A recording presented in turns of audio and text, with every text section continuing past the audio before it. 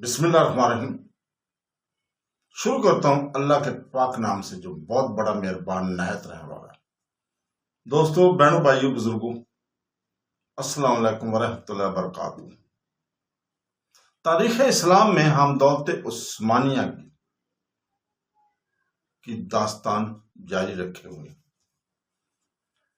وہ داستان جس کو کافروں نے دولت عثمانیہ کو ختم کرنے کا تہیہ کیا ہوا تھا، اس کی 94 نمبر قسط میں ہم آپ کو خوش آمدید کرتے ہیں۔ دوستو، 29 جون سن 1912 کو آدھی رات کے وقت مقدونیہ کے بلغاری فوج نے اچانک بغیر کسی اطلاع یا اعلان جنگ کے یونانی اور سروی دستوں پر حملہ کر دیا، اور دوسرے روز 1 لاکھ بلغاری فوج اس سروی فوج کے مقابلے میں جو اس سے قریب تر تھی آگے بڑھی۔ سروی فوج اس ناگہانی حملہ سے پہلے تو پسپا ہوئی، لیکن 1 جولائی کو مونٹی نیگرو کی مدد سے اس نے جم کا مقابلہ کیا، اور 2 جولائی کو بلغاری فوج کو شکست دے کر اس کی بہت سی توپیں چھین لی۔ 4 جولائی کو پھر مقابلہ ہوا اور بلغاریہ کو پھر شکست ہوئی۔ 8 جولائی کو سروی فوج نے اسٹیپ پر قبضہ کر لیا، اور اب بلغاری سے پسپا ہو کر اپنی سرحد کی طرف روانہ ہوئے۔ اس درمیان میں یونانی فوج بھی، جس کا مرکز سلونکا تھا، بلغاری فوج کے مقابلے کے لیے بڑھی۔ قتیش کے میدان میں جنگ ہوئی اور بلغاری بری طرح ہارے، اور اس کے بعد متحدہ لڑائیاں ہوئیں، اور ہر ایک میں بلغاریوں کو شکست کھا کر پیچھے ہٹنا پڑا۔ بلغاری فوجوں کے لیے اب صرف اپنی سرحد کی راہ کھلی رہ گئی تھی۔ واپسی میں انہوں نے مقدونیہ کی یونانی آبادی پر ہولناک ظالم توڑے۔ یونانی نے بھی آگے بڑھ کر ویسا ہی انتقام لیا۔ بلغاریوں کو صرف یونان اور سرویا کی فوجوں سے لڑنا نہیں پڑا۔ 19 جولائی کو رومانیہ بھی جنگ میں شریک ہو گیا اور سلسٹریا پر قبضہ کر کے صوفیہ کی طرف بڑھا۔ بلغاریہ کی اس نازک حال سے ترکوں نے بھی فائدہ اٹھایا۔ 15 جولائی کو انور پاشا تھریس میں داخل ہوئے اور 20 کو آسانی کے ساتھ اورونا پر قبضہ کر لیا۔ اس کے بعد ڈیلونٹکا کرکلیسا بھی انہوں نے دوبارہ فتح کر لیا۔ جنگ تقسیم صرف 1 ماہ تک جاری رہی، لیکن اس قلیل مدت میں بلغاریہ کی حالت صرف نہایت نازک ہو گئی۔ اس کی فوجوں کو ہر مارکہ میں شکست ہوئی۔ دشمن کی فوجیں ہر طرف سے بڑھتی ہوئی آ رہی تھی۔ بالآخر اسے مجبور ہو کر دولت عظمیٰ سے صلح کی درخواست کرنی پڑی۔ 31 جولائی کو فریقین ایک عارضی صلح پر راضی ہوئے، اور یہ طے پایا کہ بخارسٹ میں ایک صلح کانفرنس منعقد کی جائے جس میں ریاست ہائے بلقان کے نمائندے شریک ہوں، لیکن دولت عظمیٰ کے نمائندے شرکت نہ کریں۔ بخارسٹ میں صلح کانفرنس کا اجلاس فوراً شروع کر دیا گیا، اور اس شرط کے ساتھ معاملات فیصل ہوئے کہ 10 اگست سن 1913 کے محاربین نے 16 نومبر پر دستخط کر دیے۔ سب سے زیادہ نقصان بلغاریہ کو برداشت کرنا پڑا، جس پر جنگ تقسیم کی تمام ذمہ داری عائد ہوتی تھی۔ اس نے یہ جنگ دراصل مقدونیہ پر قبضہ کرنے کے لیے چھیڑی تھی۔ کانفرنس نے مقدونیہ ہی سے اس کو تقریباً کلیتا مرحوم کر دیا۔ مقدونیہ یونان اور سرویا کے درمیان تقسیم کر دیا گیا۔ سرویا کو وسطی مقدونیہ ملا، جس میں اوکریدا اور مناستر، کوسا اور نووی بازار کا نصف شرقی شامل تھا۔ اس کا نصف غربی مونٹی نیگرو کو دیا گیا۔ یونان کے حصے میں اپارس، جنوبی مقدونیہ، سلونکا، مشرق میں دریائے مستا تک ساحلی علاقہ آیا، جس میں کوآلا بھی شامل تھا۔ رومانیہ نے 2 برجا کا ایک بڑا حصہ قلعہ سلسٹریا کے پایا۔ دولت عثمانیہ کے ساتھ کوئی معاہدہ 29 ستمبر تک نہ ہو سکا۔ 29 ستمبر کو بالآخر باب علی اور بلغاریہ کے درمیان بھی صلح ہوگی۔ تھریس کا بڑا حصہ ترکوں کو واپس مل گیا۔ اس میں اورونا، وسیوٹکا، کرکلیسا کے اہم شہر شامل تھے۔ یورپ میں دولت علیہ کے کائنات بس اس قدر رہ گئی، باقی سارا علاقہ ریاستہائے بلقان میں تقسیم ہو گیا۔ بلغاریوں نے اس جنگ میں جو نقصانات برداشت کیے تھے، ان کے معاوضہ میں انہیں تھریس کا ایک چھوٹا سا ٹکڑا ہاتھ ہے، جس کا ایک حصہ بحر ایجین کے ساحل پر تو ضرور تھا، لیکن اس میں کوئی اہم بندرگاہ نہ تھی۔ لارڈ ایورسلے اس موقع پر بلغاریہ کے متعلق لکھتا ہے کہ کمینہ غداری اور حد سے زیادہ غرور کا اس سے زیادہ مہلک انتقام کبھی نہیں لیا گیا۔ بلقان کی دونوں جنگوں میں اخراجات کا تخمینہ بہت زیادہ تھا۔ علاقہ اور آبادی کے لحاظ سے نقصان صرف ترکی کا ہوا۔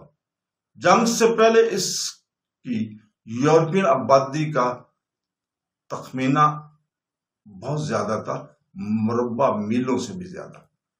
جنگ کے اختتام پر اس کی آبادی کم رہ گئی اور اس کی حکومت سے نکل گئی، اور اس کے قبضہ میں صرف 10,882 مربع میل باقی رہ گئی۔ مال غنیمت میں سب سے بڑا حصہ یونان کے ہاتھ میں آیا۔ اس طرح سروے کی آبادی پہلے 30 لاکھ سے کس قدر کم تھی، صلح نامہ بخارسٹ کی روح سے 45 لاکھ ہو گئی اور رقبہ بڑھ گیا، اور رومانیہ نے اپنی آبادی میں جو پہلے بھی ریاست ہے بلقان میں سب سے زیادہ تھی کا اضافہ ہوا، اور اپنی مملکت میں اور بھی مقبوضات سے لے کر ملائے بلغاریہ کا بھی آبادی بڑھی اور اس کا علاقہ بھی بڑھا۔ مونٹی نگروں کی آبادی بھی بڑھ گئی اور اس کا رقبہ بھی۔ خالدہ ادیب خانم نے اپنے خطابات میں جنگ بلقان کے نتائج اور اثرات پر اس طرح روشنی ڈالی ہے کہ ترکوں کی شکست سے مغربی حکومتوں کے خیال میں بہت بڑا تغیر واقع ہوا، جس میں روس ترکوں کے ہارنے سے خوش ہوا، مگر ان کا اس بری طرح ہارنا ان کی مسلطوں کے خلاف تھا۔ جنگ بلقان کے آغاز کے وقت اسود الاسکی نے لکھا تھا کہ ترکوں کی کامل شکست سے اتحاد میں خلل پڑنے کا اندیشہ۔ وہ ترکی سلطنت کا خاتمہ بلقان کی ریاست کے ہاتھ سے نہیں بلکہ مغربی حکومتوں کے ہاتھوں سے چاہتا تھا۔ بلغاریہ والوں کی قابلیت اور منچلے پن سے بھی روس کو اندیشہ پیدا ہو گیا۔ اس کی اور فرانس کی نظر عنایت اب سربیا کی طرف زیادہ ہو گئی، اور وہی آسٹریلیا کی سلطنت کا وارث قرار دیا گیا۔ بلغاریہ کی طرف سے شبہ تھا کہ وہ آسٹریلیا سے احساس باز رکھتا ہے۔ فرانس اور انگلستان کو ترکی کی تباہی کا یقین ہو گیا۔ اس کی اہمیت ان کی نظر میں فوجی قوت کی وجہ سے تھی۔ اب انہیں اس سے مدد ملنے کی امید نہیں رہی، اور انہوں نے یہ خیال چھوڑ دیا کہ اس سے بین الاقوامی ریاست کے کھیل میں درے کا کام لیں گے، اور ترکوں پر اس شکست کے جو اثرات ہوئے وہ اس سے بھی زیادہ گہرے تھے۔ شکست کی بڑے وجہ یہ تھی کہ کامل پاشا کا ضعف جو بڑھاپے میں پیدا ہو گیا تھا، اس کی خود بینی، اس کا مغرب کی حکومتوں پر آنکھ بند کر کے بھروسہ کرنا، جس کی وجہ سے اس نے آزمودہ کار فوج کو منتشر کر دیا۔ پرانے طرز کے افسروں کی عام نااہلی اور بے تدبیری، نتیجہ یہ ہوا کہ پرانے لوگ سپاہی اور مدبروں دونوں کی حیثیت سے بے وقت ہو گئے۔ شکست کی مصیبت تو تھی ہی، اس پر طرح یہ ہوا کہ بلقانیوں نے مسلمانوں کی آبادی کو جو جنگ میں شریک نہ تھی اور جس سے میں زیادہ تر عورتیں اور بچے بوڑھے تھے، قتل کرنا شروع کر دیا، قتل و غارت، اور یہ لوگ بھاگ بھاگ کر ترکی میں پلا لینے لگے۔ اسیروں نے جنگ کو قتل کرنا، ان کو فاقوں مارنا، ان کے ہاتھ پیر کاٹنا، عام باشندوں کو اذیت پہنچانا اور ان کا خون بہانا، ان سب چیزوں کی ابتدا زمانہ حال کی لڑائی میں بلقانیوں نے مسلمانوں کے مقابلے میں کی۔ مغرب ان ہولناک مظالم کو چپ چاپ دیکھتا رہا، مگر جب بلقان کی ریاستوں نے ایک دوسرے کی عیسائی رعایا کے ساتھ بھی یہی حرکتیں شروع کی تو مغرب سے مخالفت کی آواز اٹھی۔ دوسری جنگ بلقان کے بعد کرنگی نے ایک بین الاقوامی کمیشن تحقیقات کے لیے بھیجا۔ جب تک عورتوں نے استنبول کی یونیورسٹی ہال میں جمع ہو کر یورپ کی بادشاہ بیگموں سے اپیل کی تھی کہ انسانی ہمدردی کی خاطر بلقان کی مسلم آبادی کی حمایت کریں، تو جواب تک نہیں ملا تھا۔ ترکوں نے دیکھا کہ مسلمانوں کی فریاد سے یہ بے انتہائی اور عیسائیوں کو اسی حال میں دیکھ کر یہ جوش و خروش، تو ان پر بہت برا اثر ہوا۔ مقدونیہ سے ہزارہ مسلمان بھاگ کر انطولیہ میں آتے تھے اور اپنے مظلومی کی داستان سناتے تھے۔ اس کی وجہ سے انطولیہ میں مسلمانوں اور عیسائیوں کے تعلقات جو اب تک بہت اچھے تھے، بہت خراب ہو گئے تھے۔ دوم ہونا تو یہ چاہتے تھے۔ اس مصیبت میں سلطنت کی مسلمان رعایا میں باہمی ہمدردی اور محبت بڑھ جاتی، مگر ایسا نہیں ہوا۔ دوسرے ملکوں کے مسلمان بھائیوں کے ہم بے حد آسان ماندہ ہندوستان کے مسلمانوں نے ہر ممکن طریقہ سے مدد دی اور ہمدردی کا اظہار کیا، مگر سلطنت کے اندر مسلمانوں میں تفریق کا رجحان بھی قوی ہو گیا۔ اس طرح اس جنگ بلقان کے بعد نوجوان ترکوں نے اس بات کی پوری کوشش کی کہ اب جہاں تک ممکن ہو ملک کو جنگ کے مصائب سے دور رکھیں۔ 1908 کے انقلاب کے بعد سے ترکی پر حملے شروع ہو گئے تھے، اور بوسنیا اور ہرزگوینیا کے نکل جانے کے علاوہ طرابلس اور بلقان کی جنگوں میں جو شدید نقصانات برداشت کرنے پڑے اور جن قیمتی مقبوضات سے دستبردار ہونا جانا پڑا، ان کی تلافی کا بظاہر کوئی امکان نہ تھا۔ نوجوان ترکوں نے ملک کی حالت کا اچھی طرح اندازہ کر لیا تھا، اب وہ کسی جنگ میں حصہ لینے کے لیے تیار نہ تھے۔ یہی وجہ تھی کہ انہوں نے ترکی کی سب سے بڑے اور سب سے قدیم دشمن روس سے بھی مسالت کرنے کی کوشش کی، اور 1914 میں اس غرض سے ایک مہم لیوڈیا میں زار کے پاس بھیجی۔ چنانچہ قسطنطنیہ میں ترکوں اور روسیوں کی ایک متحدہ انجمن بھی قائم ہو گئی، اور ترکی اخباروں میں یہ بحث ہونے لگی کہ آبنائے باسفورس روسی جہازوں کے لیے کھول دیا جائے۔ اسی طرح فرانس اور انگلستان سے بھی دوستانہ تعلقات جو طرابلس اور بلقان کی جنگوں میں کشیدہ ہو گئے تھے، دوبارہ قائم کرنے کی کوشش کی گئی، اور نوجوان ترکوں نے یونان سے بھی مسالت کرنی چاہیے، اور ان کی طرف سے یہ تجویز پیش کی گئی کہ یونان کی مسلم ترکی رعایا کا متبادلہ ترکی کی یونانی رعایا سے کر لیا جائے، تاکہ مقدونیہ میں یونان اور ترکی کی مخالفت کا خاتمہ ہو جائے۔ غرض جنگ بلقان کے بعد نوجوان ترکوں نے وہ سب کچھ کیا جو دوسری حکومتوں کی آویزش سے بچنے کے لیے ضروری تھا، اور اگر چند مہینوں کے بعد جنگ عظیم چھڑ نہ گئی ہوتی اور ترکی کو بھی بدرجہ مجبوری اس میں شامل نہ ہو جانا پڑتا، تو بہت ممکن تھا کہ وہ تمام توقعات پوری ہو جائے جو 1908 کے انقلاب کے ساتھ قائم کر لی گئی تھی۔ اگست 1914 میں جنگ عظیم چھڑ گئی۔ سلطنت عثمانیہ اس میں کسی فریق کے ساتھ دینے کے لیے مطلق آمادہ نہ تھی، لیکن بعض ناگزیر اسباب سے مجبور ہو کر اسے کچھ دنوں کے بعد شرکت کرنا ہی پڑی، اور وہ اسباب جو تھے وہ یہ تھے: نمبر 1 پہ سلطنت عثمانیہ ان پابندیوں سے تنگ آ گئی تھی جو مرات خصوصی طور پر پردہ میں یورپین حکومتوں نے اس پر عائد کر رہی تھی۔ یہ مرات گزشتہ صدیوں میں سلاطین نے یورپین باشندوں کو عطا کی تھی، جن کی روح سے ان باشندوں کو بعض مخصوص عدالتی اور تجارتی حقوق حاصل تھے۔ مثلا یورپین باشندوں کو جو سلطنت عثمانی میں قیام پذیر ہو گئے تھے، یہ حق حاصل تھا کہ وہ اپنے مقدمات اپنے ہم قوم حکام کے سامنے لے جائیں اور اپنے وطنی قوانین کے مطابق ان کا فیصلہ کرائیں، بشرطے کہ فریقین مقدمہ ایک ہی قوم کے ہوں۔ 1935 کے بعد سے یورپین ممالک کے سفیروں کو اپنے ہم قوم افراد پر یونانی دیوانی کے معاملات میں مکمل اختیارات دے دیے گئے تھے، یہاں تک کہ غیر ملکی باشندے اپنی خواہش کے باوجود عثمانی عدالتوں میں اپنے معاملات پیش نہیں کر سکتے تھے۔ تجارتی مراحت کی وجہ سے ترکوں کو بڑی دشواریوں کا سامنا کرنا پڑا تھا۔ بیرونی تاجر جہاں اور جس طرح چاہتے تھے اپنا کاروبار پھیلا دیتے تھے اور عثمانی قانون کے دائرہ سے باہر تھے۔ ان کے متحد بینک بھی سلطنت کے مختلف حصوں میں کھلے ہوئے تھے۔ ان مراحت کے لحاظ سے یورپین حکومت کو اپنے خاص ڈاک خانے قائم کرنے کا بھی حق حاصل تھا، اور ان کے ڈاک خانے تمام سلطنت میں پھیلے ہوئے تھے۔ یہ ڈاک خانے چونکہ عثمانی حکام کی نگرانی سے بالکل آزاد تھے، اس لیے ان کے ذریعے سے ممنوع اشیاء کی آمد و رفت بلا کسی روک ٹوک کے ہوتی رہتی تھی، اور یہ عیسائی رعایا میں باغیانہ خیالات کے پھیلانے کا بھی ایک مستقل ذریعہ تھے۔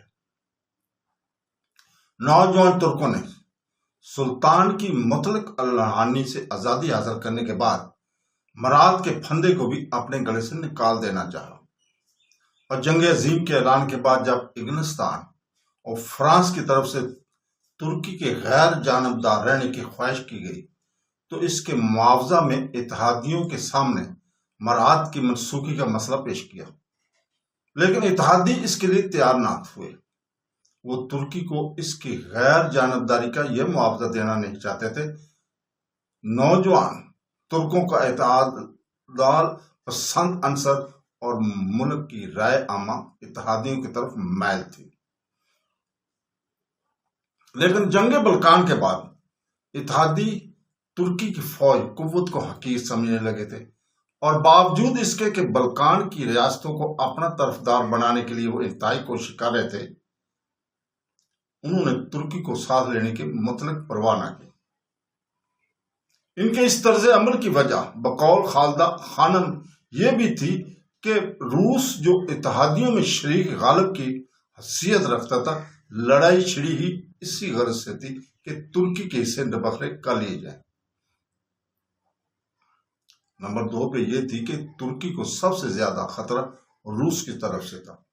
روس کی نگاہیں مدت سے قسطنطنیہ پر لگی ہوئی تھی، اور نوجوان ترک جانتے تھے کہ روس کی حمایت حاصل کرنے کے لیے انگلستان بے تکلف قسطنطنیہ کو پیش کر دے گا۔